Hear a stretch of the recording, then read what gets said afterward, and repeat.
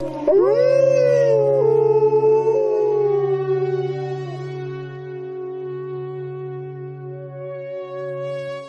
of the most exciting scientific findings of the past half-century has been the discovery of widespread trophic cascades.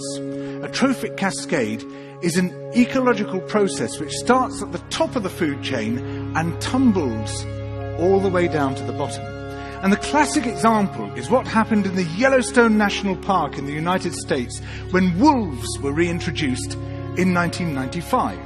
Now, we all know that wolves kill various species of animals, but perhaps we're slightly less aware that they give life to many others. Before the wolves turned up, they'd been absent for 70 years. That the numbers of deer, because there was nothing to hunt them, had built up in the Yellowstone Park, and despite efforts by humans to control them, they'd managed to reduce much of the vegetation there to almost nothing. They'd just grazed it away. But as soon as the wolves arrived, even though they were few in number, they started to have the most remarkable effects.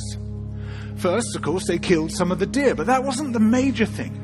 Much more significantly, they radically changed the behavior of the deer. The deer started avoiding certain parts of the park, the places where they could be trapped most easily, particularly the valleys and the gorges. And immediately those places started to regenerate. In some areas, the height of the trees quintupled in just 6 years. Bare valley sides quickly became forests of aspen and willow and cottonwood. And as soon as that happened, the birds started moving in. The number of songbirds and migratory birds started to increase greatly. The number of beavers started to increase because beavers like to eat the trees. And beavers, like wolves, are ecosystem engineers. They create niches for other species. And the dams they built in the rivers provided habitats for otters and muskrats and ducks and fish and reptiles and amphibians. The wolves killed coyotes, and as a result of that, the number of rabbits and mice began to rise, which meant more hawks, more weasels, more foxes, more badgers. Ravens and bald eagles came down to feed on the carrion that the wolves had left. Bears fed on it too, and their population began to rise as well, partly also because there were more berries growing on the regenerating shrubs.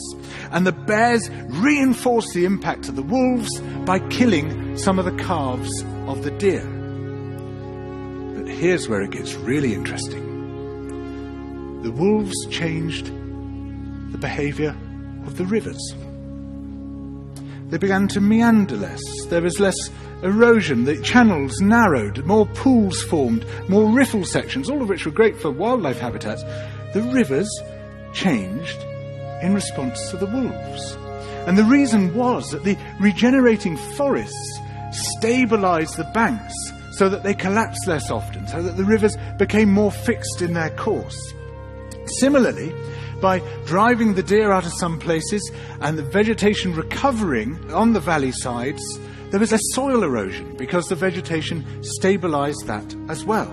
So the wolves, small in number, transformed not just the ecosystem of the Yellowstone National Park, this huge area of land, but also its physical geography.